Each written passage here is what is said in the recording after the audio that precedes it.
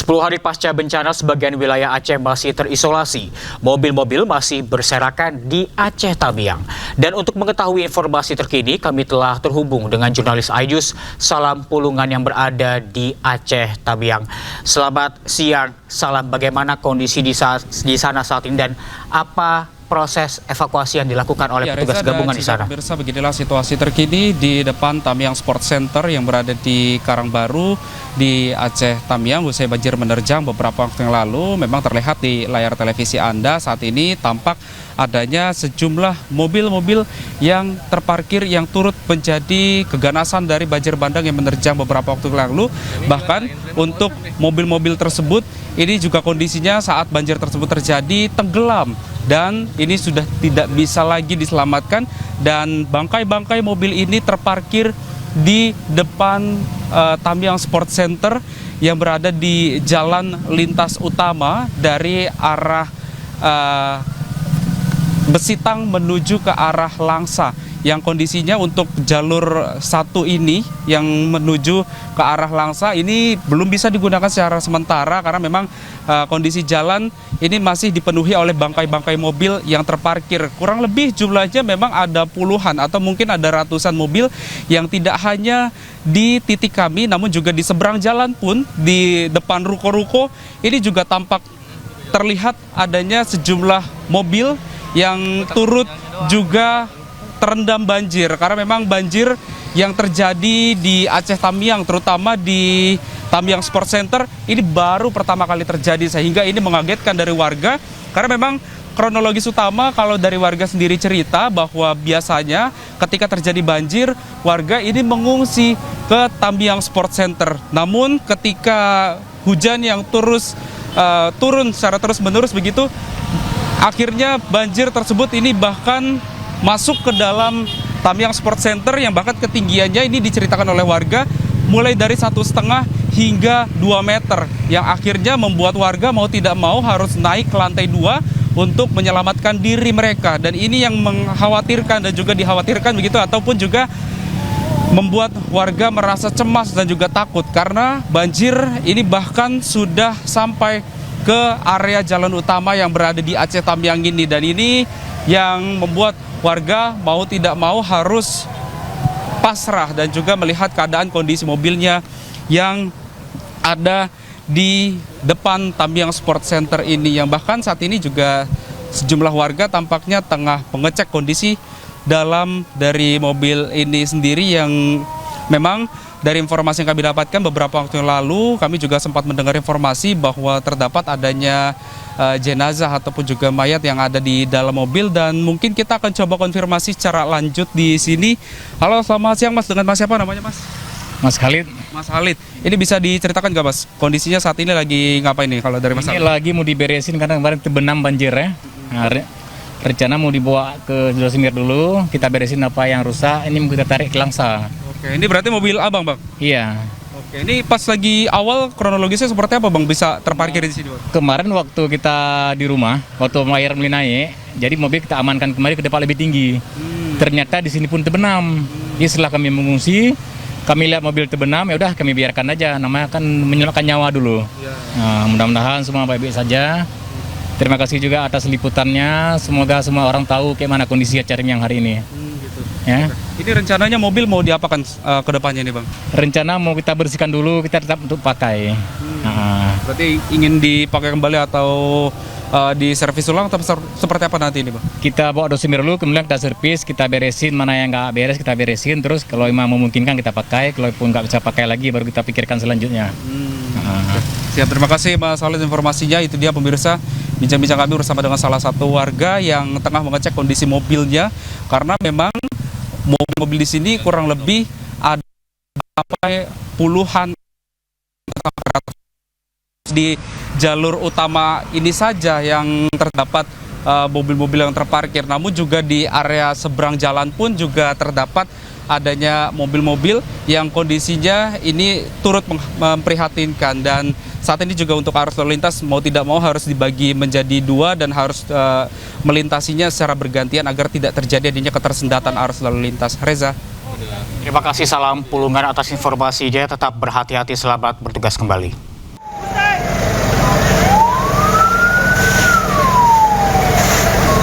Api dengan cepat membakar deretan ruko sembako di Jalan Wahid Hasim, Kota Samarinda, Kalimantan Timur, Minggu pagi.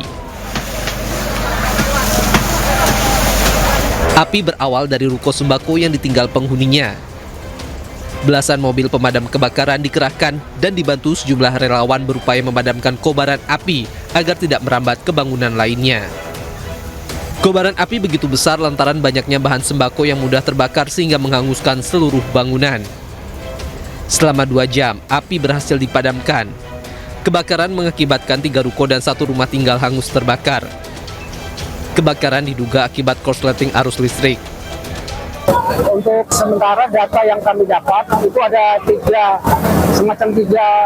kios ditambah 1 rumah yang terbakar. Dugaan sementara kami, karena kebakaran ini kan di daerah ruko yang tidak ditempati. Nah itu mungkin dugaan seperti biasa lah, konsleting, cuma kita belum bisa memastikan. Nanti menunggu pemeriksaan dari pihak yang berwenang. Tidak ada korban jiwa dalam kebakaran ini, namun kerugian mencapai 1 miliar rupiah. Dari Samarinda, Kalimantan Timur, Ardi Wirya, iNews melaporkan.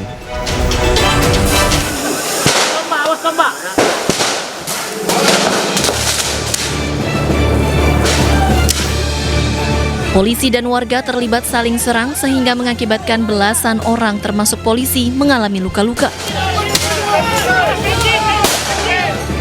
Kericuhan terjadi saat ratusan personel polisi dari Polres Tanah Toraja, Brimob, TNI, dan Satpol PP hendak mengeksekusi lahan sengketa yang telah berlangsung sejak 1982.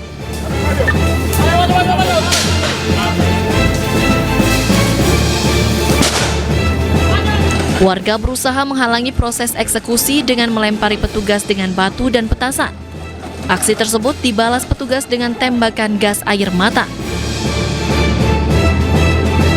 Tadi telah terjadi ada sedikit gesekan dengan pihak yang kalah. Ini tadi sekitar 2 jam kita baru bisa tembus karena pihak yang kalah ini melakukan blokade terhadap petugas, sehingga kita ambil tindakan yang terukur ya, kepada pihak-pihak. Ada beberapa provokator tadi kita amankan juga. Eksekusi lahan dilakukan setelah proses hukum inkrah pada tahun ini. Sayangnya dalam perselisihan lahan tersebut, rumah adat Tongkonan Kaput yang berusia 300 tahun turut dihancurkan. Bentrokan baru mereda 2 jam kemudian setelah pihak keamanan mengerahkan kekuatan penuh dan membuka blokade jalan dengan menggunakan alat berat. Proses eksekusi kemudian berlanjut dengan pengawalan ketat. Dari Tanah Toraja, Sulawesi Selatan, Jufri Tonopa, iNews melaporkan. Pemirsa, ribuan perangkat desa dari berbagai daerah berunjuk rasa di Jalan Medan Merdeka Selatan, Gambir, Jakarta Pusat. Mereka mendesak pemerintah segera mencairkan dana desa tahap 2, terutama di daerah yang terkena bencana banjir dan longsor.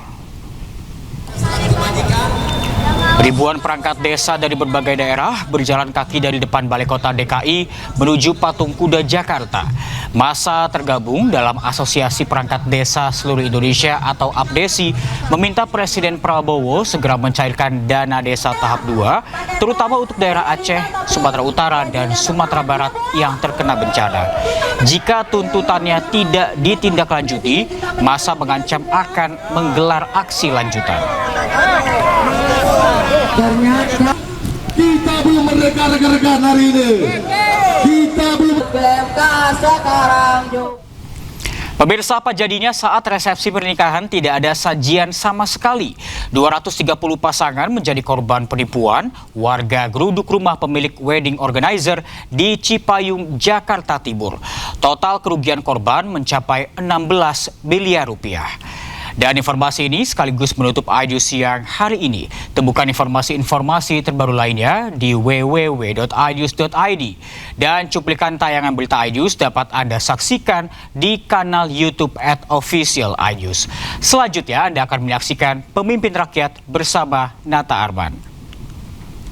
Dan pemirsa, update informasi terbaru Anda dengan berita-berita aktual juga hangat.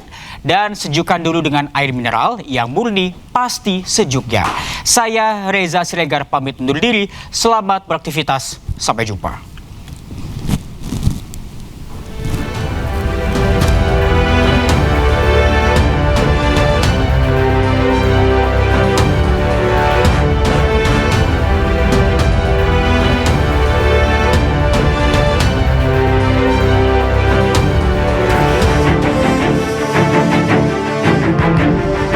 Acara resepsi pernikahan di salah satu gedung Jakarta Barat viral di media sosial karena para tamu tidak mendapat hidangan makanan. Meski acara tetap berlangsung, namun meja konsumsi nampak kosong karena pihak wedding organizer berinisial AP diduga mangkir. Tak lama berselang, puluhan korban AP wedding organizer langsung menggerebek rumah pemilik WO di kawasan Cipayung, Jakarta Timur.